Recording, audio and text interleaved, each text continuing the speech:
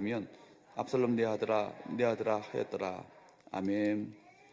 오늘 말씀 제목은 가정의 소중함을 회복하십시오. 가정의 소중함을 회복하십시오라는 제목으로 말씀의 의뢰를 함께 나누기 원합니다. 하나님께서 이 세상 가운데 직접 창조하신 두 가지 기관, 제도가 있습니다. 하나는 가정이고 하나는 교회입니다. 이건 하나님께 직접 창조하셨고 세우신 바로 기초이죠.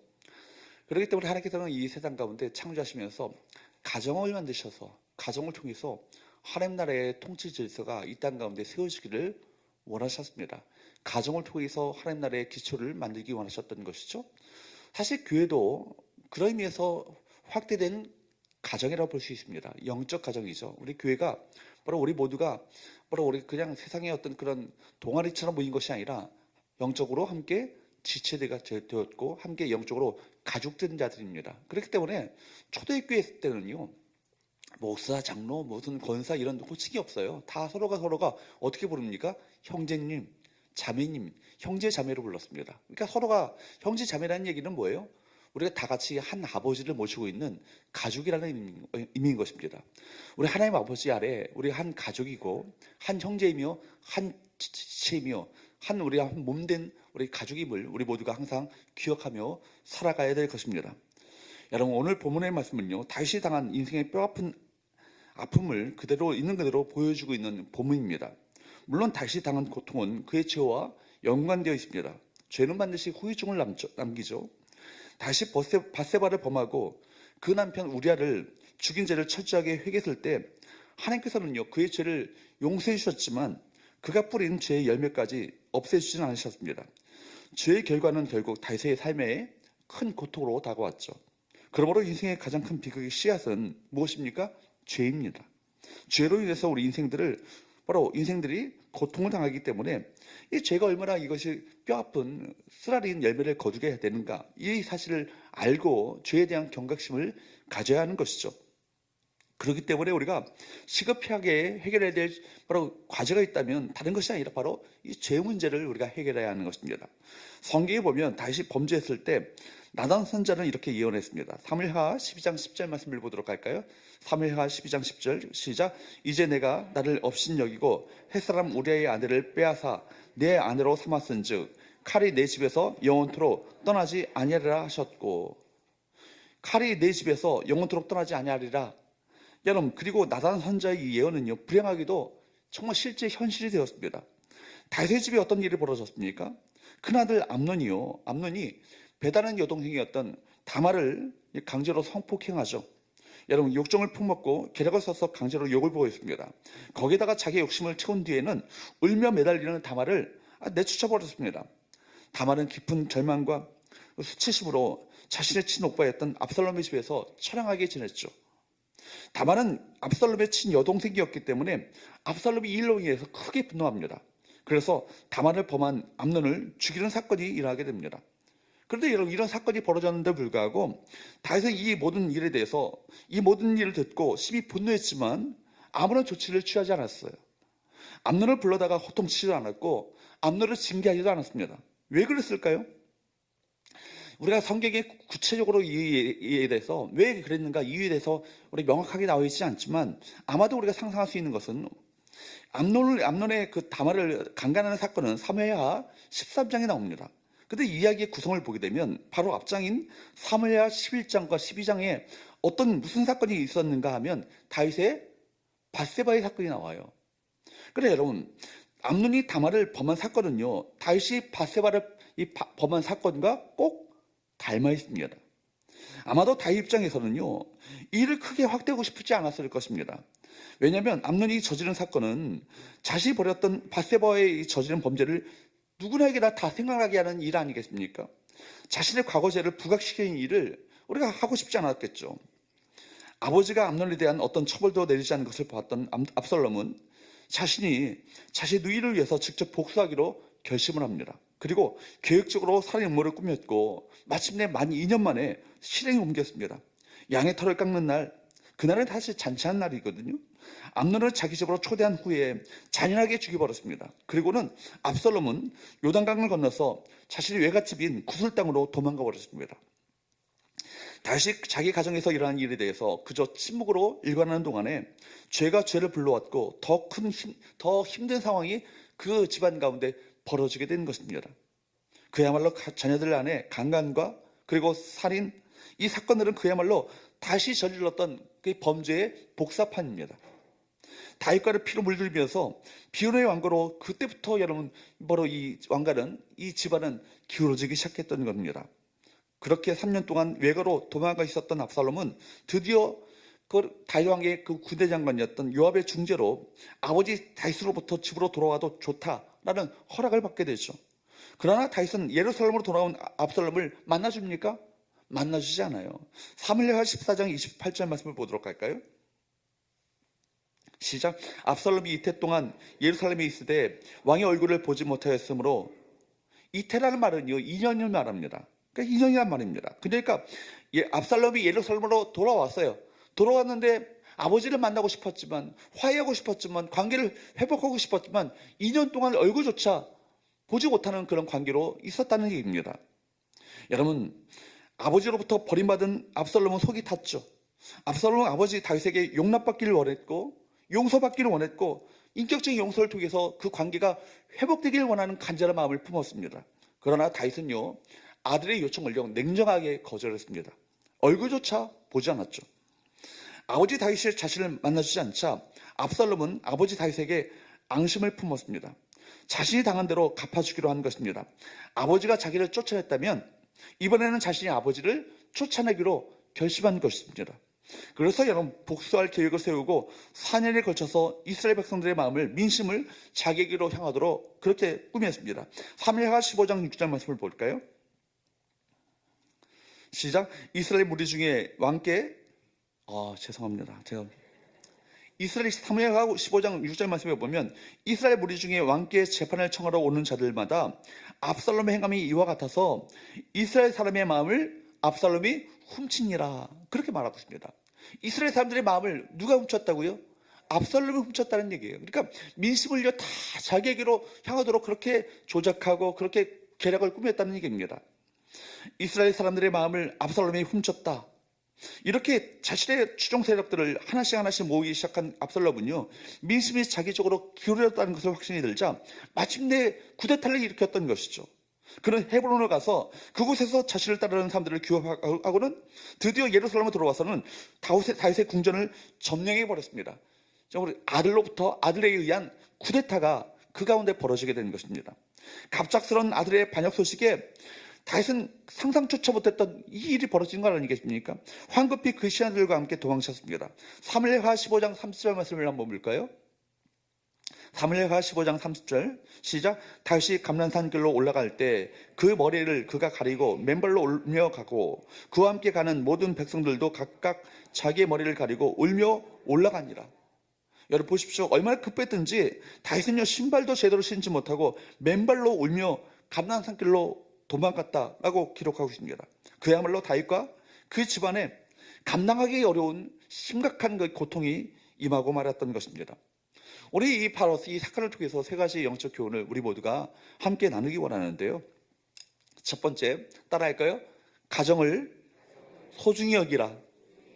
가정을 소중히 여기라는 거예요. 여러분, 가정이야말로 삶의 기초이기 때문입니다.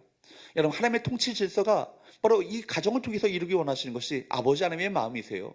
가정이야말로 우리 하나님 나라의 삶의 기초이고 바로 가장 그 근간이 되는 것이 가정인 것이죠.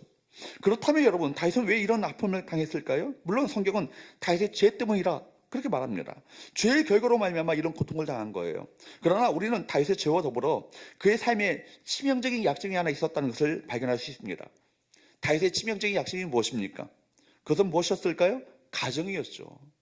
사실 다윗은 어느 면에도 빠지지 않는 인물이었습니다.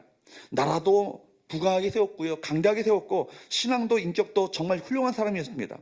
어느 것 하나하나 빠지지 않을 정도로 훌륭한 인물이 바로 다윗 아닙니까? 그럼에도 불구하고 다윗의 발목을 붙잡고 그에게 고통을 주었던 것이 있었는데 바로 가정 문제였습니다. 다윗의 치명적인 약점은 바로 가정이 있습니다. 여러분, 가정이었습니다. 악한 마귀는 이 약점을 이용해서 다윗의 가정을요 마음대로 위련했던 것입니다. 그런데 성경을 우리가 주의해서 읽어보게 되면 다윗의 가정 문제가 어디서부터 비롯되었는가? 다윗이 아내와 첩들을 너무 많이 둔 데부터 시작됐다는 것을 알 수 있습니다. 사무엘하 3장에서부터 이미 문제가 불거질 조짐이 보이기 시작했던 것이죠. 거기에 보면 이런 기록이 나와요. 사무엘하 3장 2절부터 5절까지 말씀을 보도록 할까요? 한번 쭉 한번 읽어보도록 합니다. 시작. 다윗이 헤브론에서 아들들을 낳았으되 맏아들은 암논이라 이스라엘 여인 아하노음의 소생이요 둘째는 길라압이라 갈멜 사람 나발의 아내였던 아비가일의 소생이. 좀 더 시간계로 다 읽기는 것 같고요. 여기 보니까 제가 노란색으로 기록된 것이 있죠. 아내가 몇 명이에요? 지금 보여요. 아이노암이 나오고요. 또 누가 나와요? 아비가일이 나오고요. 또 누가 나가요? 마가가 나오고요. 또 누가 나와요? 핫깃이 나와요. 또 누가 나와요? 에글라가 나와요. 여기 나오는 아내만 해도요 6명이에요. 첫 번째 또 뿐만 아니라 첫 번째 아내가 또 누구죠? 미갈이죠. 거기다가 그 일로 유명한 솔로몬의 어머니 바세바가 또 있잖아요. 그렇죠? 그것까지 그 아내까지 포함하면 8명이나 됩니다. 성경을 뒤집어서 다윗의 숨겨진 가족들을 다 끄집어낸다면 상황은 더 심각해집니다. 소생도 있고요, 소실도 있습니다. 여러분 보세요. 역대기는요 다윗의 자녀들의 이름을 줄줄이 열거한 후에 이렇게 한마디 더 붙이죠. 역대상 3장 9절 말씀을 한번 보세요. 시작. 다 다윗의 아들이요 그들의 누이는 다말이며 이외에 또 소실의 아들이 있었더라. 아니 소실이 뭐예요? 첩이잖아요. 그러니까 그렇다면 다른 아내에게서 여인에게서도 또 다른 자식들을 또 낳았다는 얘기 아니겠어요? 다윗이 도대체 무슨 생각을 했을까? 저는 이 말씀을 보면서 그런 생각을 하는 거예요. 창세기 2장 24절 말씀을 보면 하나님께서 우리에게 명령하시기를 뭐라고 말씀하십니까? 창세기 2장 24절 말씀을 보도록 할까요? 시작. 이러므로 남자가 부모를 따라 그의 아내와 합하여 둘이 한 몸을 이룰지로다. 창조 질서 속에 있는 이 말씀을 다윗이 몰랐을까요? 알았겠지만 그 당시에 고대 근동 지방에 왕들은요 다 아내들을 여러 명 거느렸어요. 왕의 신분이 얼마든지 왕의 신분을 가지고 아내들을 열어두었던 문화와 풍습 속에 있었기 때문에 다윗의 마음 가운데 거리낌 없이 아내들을 취했을 것입니다. 모세는 이미 신명기서에서 이렇게 경고했죠.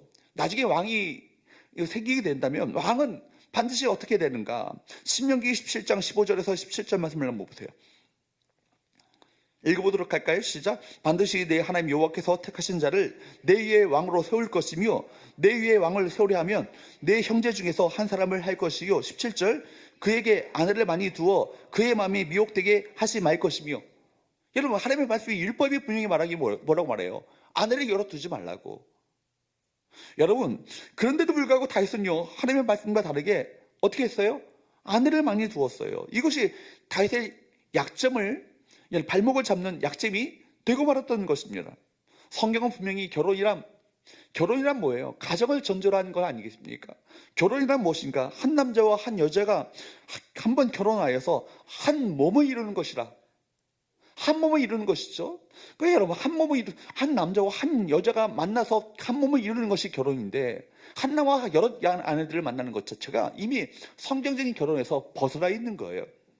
가족이라는 것은요 하나님의 창조의 계획 속에 만들어진 것이라는 것입니다. 그래서 성경적인 가족은 한 남자와 한 여자가 언약 관계 속에서 한 가정을 이루는 거예요.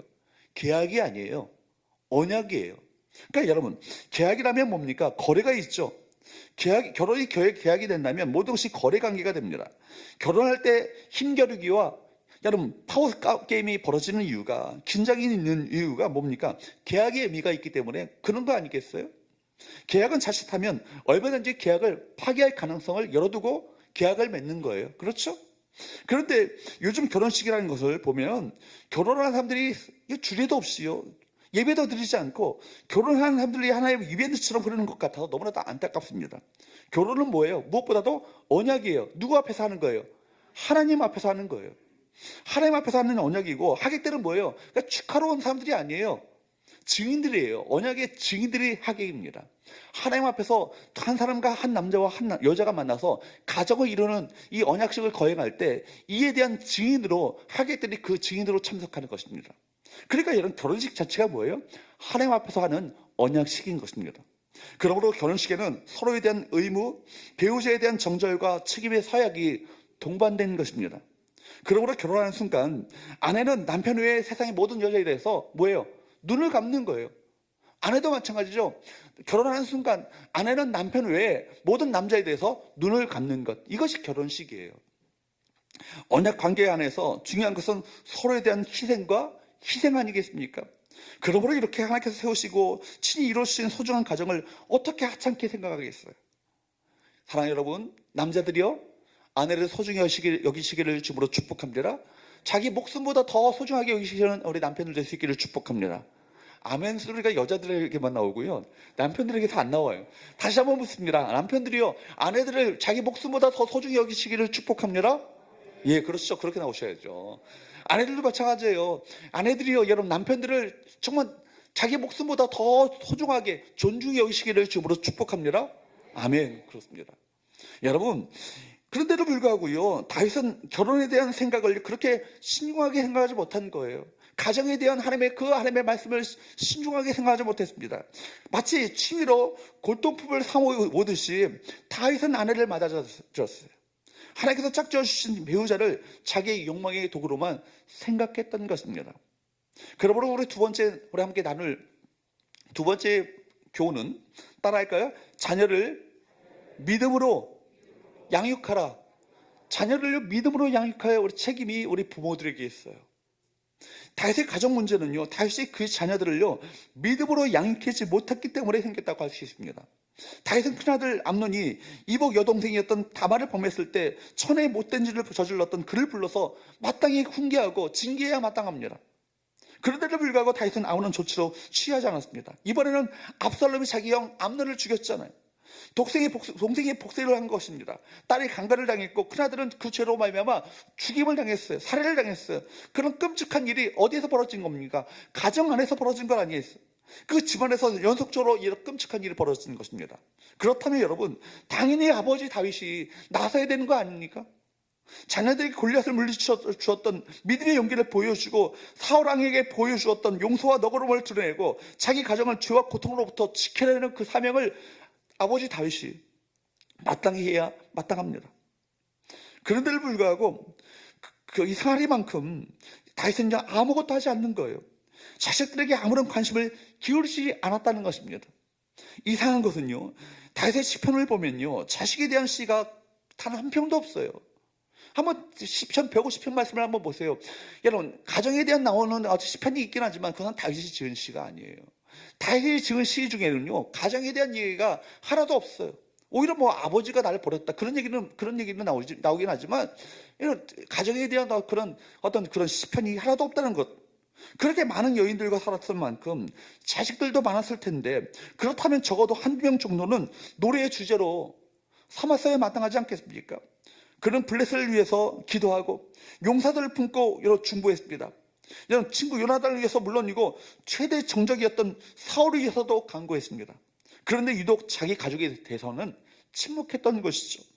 너무 바빠서 그랬을까요? 아니면 이들 앞에 나서기에는 죄책감이 너무나도 컸을까요? 밧세바를 유혹하고 우리아를 죽인 주제에 자식이 자기 누이를 선폭했다고 살인죄를 저질렀다고 어떻게 야단을 칠 수 있었겠습니까? 어떤 이유인지는 모르겠지만 우리가 분명한 한 가지는요, 그가 자녀들을 돌보고 그들을 믿음으로 세워나가는 그 일, 그 자식들을 위해서, 자녀들을 위해서 좀 기도하는 그 일을, 그런 말씀으로 양육하는 그 일을 그가 신경 쓰지 않았다는 것이 우리가 팩트죠. 이것이 결국 다윗의 치명적인 약점이 되었던 것입니다. 그 자녀들은 하나님께서 다윗에게 맡겨주시고 위탁하신 자녀들 아닙니까? 다윗은 그 자녀들을 믿음의 자녀들로 키워나가는 그 사명을 소홀히 했던 것입니다. 그리스도인에게 있어서 자녀는요, 내 자식이 아니고 누구의 자녀입니까? 하나님의 자녀예요. 이거 사실을 우리가 모두가 똑똑히 기억해야 할 것입니다. 바로 내 자녀가 아니고 내 자식이 아니고 내 거가 아니고 하나님의 자녀이고 하나님의 자식을 누구에게 맡겨주신 거예요? 우리에게 맡겨주신 거예요. 우리에게 위탁하신 거예요. 하나님이 맡겨주신 자녀들을 낳고 키워나가는 데 있어서, 그렇기 때문에 우리가 부모로서 해야 될 일은 주님의 뜻을 늘 분별하며 주님께 지혜를 구하며 자녀들을 위해서 기도해야 될 사명이 우리 모두에게 있다는 거예요. 자녀 양육은 하나님께서 우리에게 맡겨주신 소명인 것입니다. 부모가 자녀에게 어떤 유산을 남겨줄 것이 없다 할지라도 안타까워할 필요가 없어요. 다른 것은 못 주어도 한 가지 분명한 것만 주면 됩니다. 무엇입니까? 바로 하나님의 말씀이에요. 하나님의 말씀만 그들에게 그 10년 가운데 분명히 그 영혼 가운데 분명히 물려준다면 그 다음은 염려할 필요가 없어요. 그 말씀이 그 인생을 책임져 줄 것이기 때문입니다. 그러므로 무엇보다도 부모가 해야 될 사명이 무엇입니까? 자녀를 위해서 주님 앞에 엎드려야 합니다. 부모의 한계를 절대적으로 인정하고 하나님의 도우심을 구해야 되는 거예요. 부모가 최선을 다하지만 내 힘으로 할 수 없어요. 내 능력으로 할 수 없습니다. 아무리 최선의 교육을 내가 쏟아 부어준다 할지라도 내 힘으로 자녀들을 올바로 이끌어갈 수 있겠습니까? 그렇지 않습니다. 모든 것이 다 하나님의 은혜예요. 자녀 어떻게 키우셨어요? 내가 이렇게 했고 이렇게 했고. 사실 그거 다 쓸모없는 얘기예요. 어떤 가정에는 그렇게 했는데도 불구하고 자녀들 엇나가는 경우도 있어요. 뭐예요? 다 하나님의 은혜죠. 하나님의 은혜예요. 부모가 엎드릴 만큼 자녀는 올바로 성장하게 될 것입니다. 여러분, 부모가 최선을 다하지만 모든 것은 누구의 손에 맡겨야 합니까? 하나님의 손에 맡겨야 하는 것이죠. 하나님의 은혜가 그래서 필요한 것입니다. 순간순간 하나님을 의지해야 하는 것입니다. 자녀들을 위해서 쉬지 않고 기도하는 사명을 감당하시는 우리 부모들의 수 있기를 축복합니다. 부모의 눈물과 기도가 자녀를 아름답게 세워나가는 거예요. 그것은 바로 부모가 해야 될 가장 큰 사명이며 책무인 것입니다. 세 번째, 마지막으로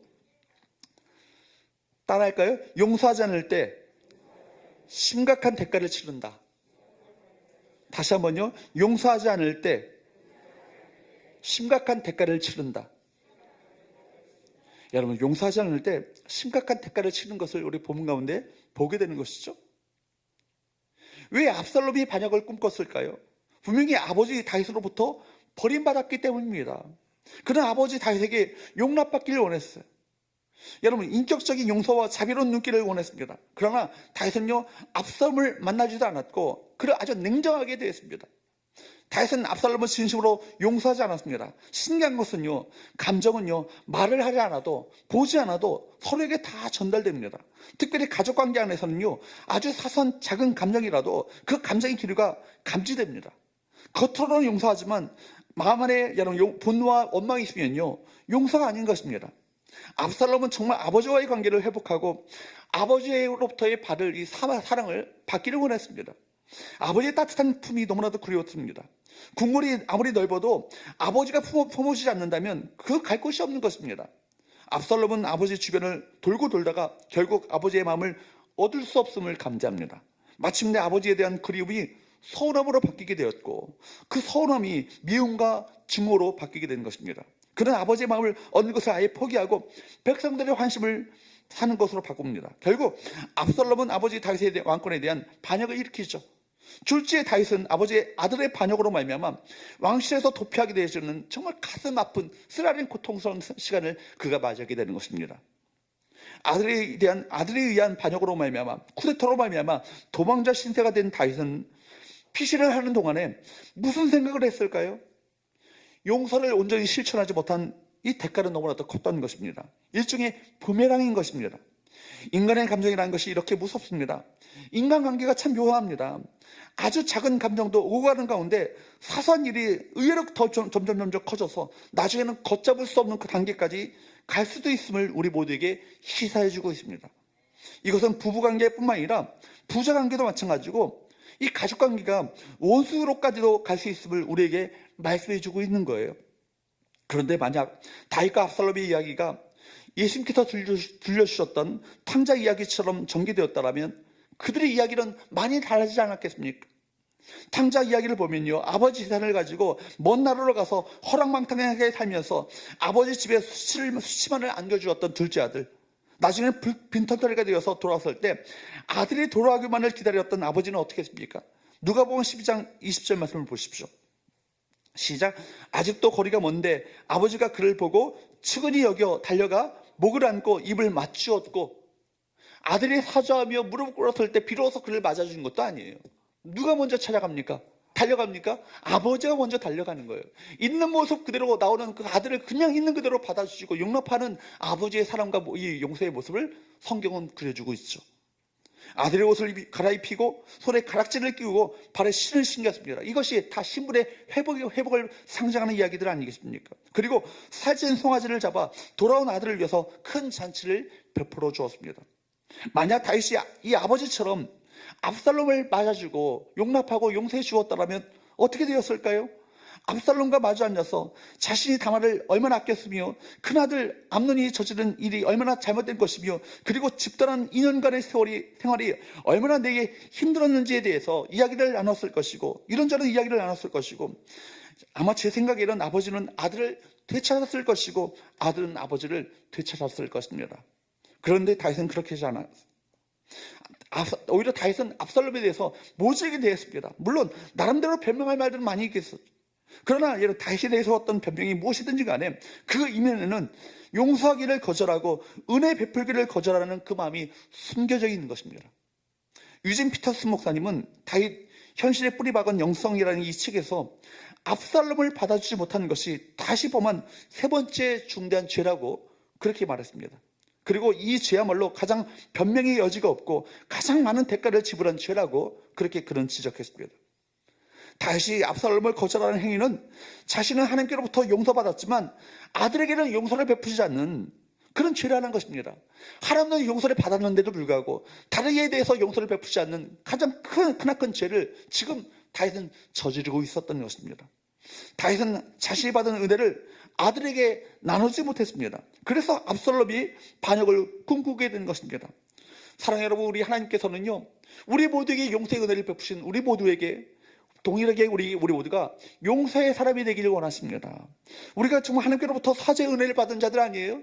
이 세상에서 가장 큰 죄를 저질렀던 우리 모두를, 지옥의 불쏘시개로 사용되었을 우리들을, 지옥의 알목에서 고통하며 신음해야 될 우리들 있는 그대로 용납하시고 우리를 용서하신 하나님의 은혜가 우리 가운데 주어졌습니다. 그렇다면 다른 이에 대해서 여러분 그 은혜를 흘려주는 그 사명을 우리 모두가 감당해야 되지 않겠습니까?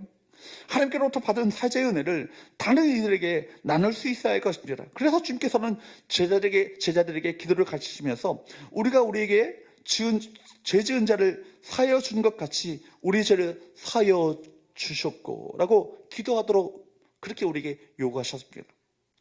실수가 가장 많은 곳이 어디예요? 가정이죠. 허물이 가장 많이 드러나는 곳이 어디입니까? 가정입니다. 아무리 잘 어울리는 부부라 할지라도 모든 것이 다 100% 맞을 수가 없어요. 일치할 수 없어요. 30년 동안 따로 살아왔는데 어떻게 100% 다 맞는 가정이 어디 있겠어요? 부부가 어디 있겠어요? 아무리 모범생 아들이라 할지라도 사고는 치게 되어 있어요. 실수할 수 있고요, 용서할 수 있고, 실수할 수 있고 허물이 있을 수 있습니다. 그래도 실수하고 용서하고 또 실수하고 용서하고 실수하고 이것이 반복되는 곳이 어디입니까? 가정이 되어야 합니다.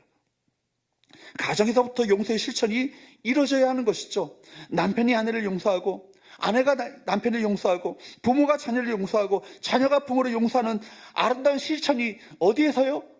가정에서 이루어져야 하는 것입니다. 끊임없이 이것이 이루어져야 되는 것이죠.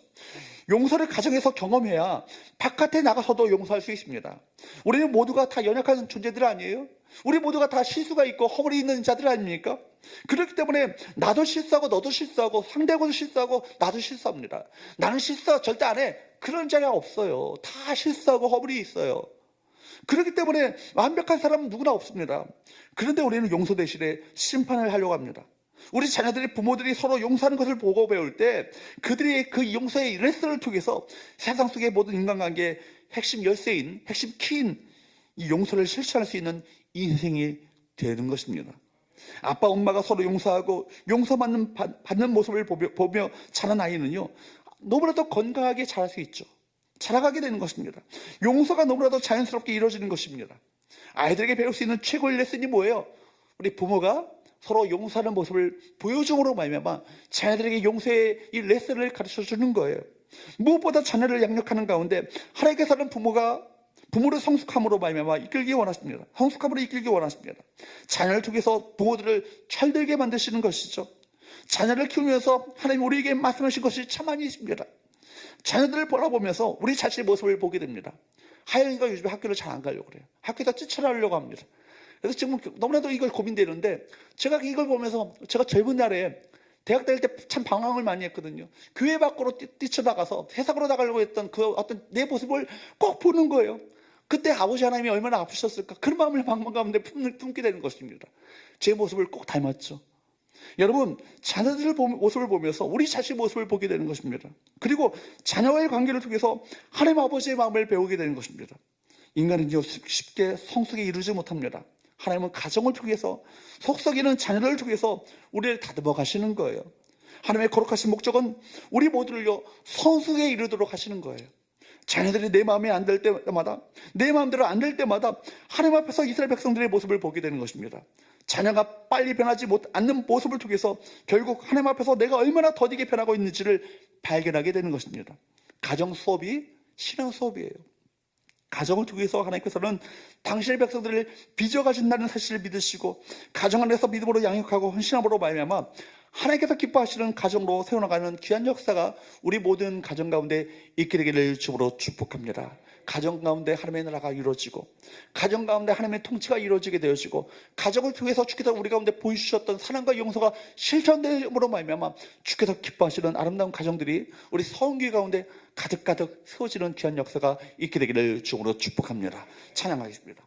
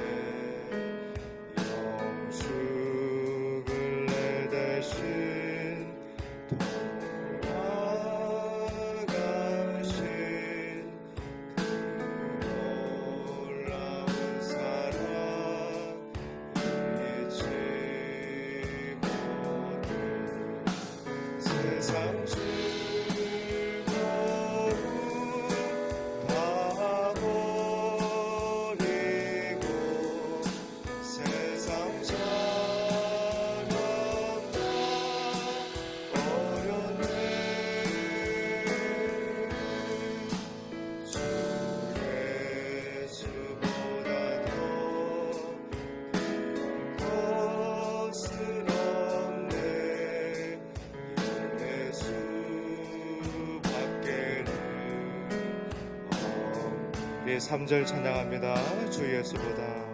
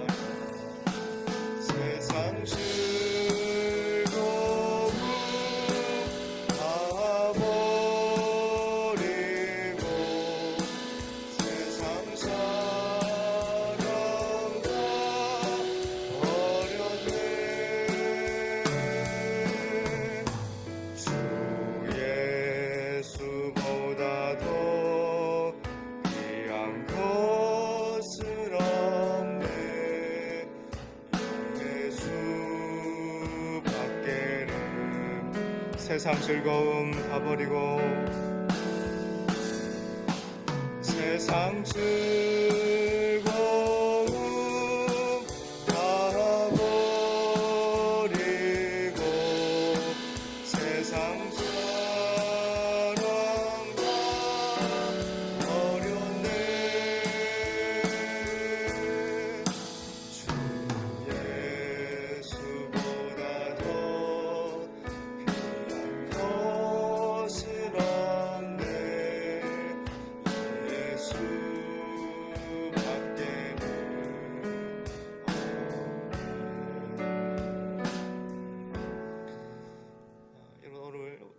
가정에 대해서 또 하나님께서 귀한 말씀 주셨는데 여러분도 다 느끼시겠지만은 오늘 우리 시대의 가장 큰 싸움 중에 하나는 가정입니다. 사탄 마귀가 이 가정을 가만히 내버려 두지를 않습니다. 그리고 시대적인 부름과 요청 속에서 이렇게 가정이 다 해체되잖아요. 그래서 자녀들이 부모의 어떠함을 부모를 통해서 아버지 하나님을 봐야 되는데 어머니를 통해서 그 하나님을 누려야 되는데 이것이 또 다 깨지고 여러 매스미디어 문화 속에서 아이들이 너무 안 좋은 것을 많이 접하고 지금 뭐 사회에 나타나는 여러 모습들은 다 이런 것들이에요. 가정이 다 깨지고 우리 아이들이 너무 아파하고 부모는 저를 포함해서 하는 얘기입니다. 부모답지 못하고 가정 안에 아버지의 마음이 거룩함이 성결함이 진리와 사랑과 용서가 뭔지 경험을 못하고 많이 크고 있기 때문에 우리 사회가 이렇게 아픈 것이죠.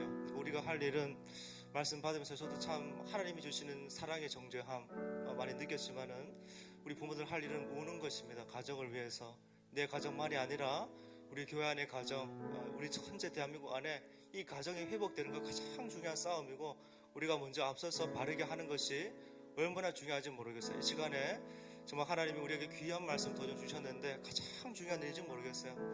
자녀 위해서 울고 하나님 이 가정을 회복시켜 주옵소서 주님 마음 품고 아픈 마음 가지고 한번 기도하고 개인적으로 더 기도하면 좋겠습니다. 같이 주여 부르고 기도합니다.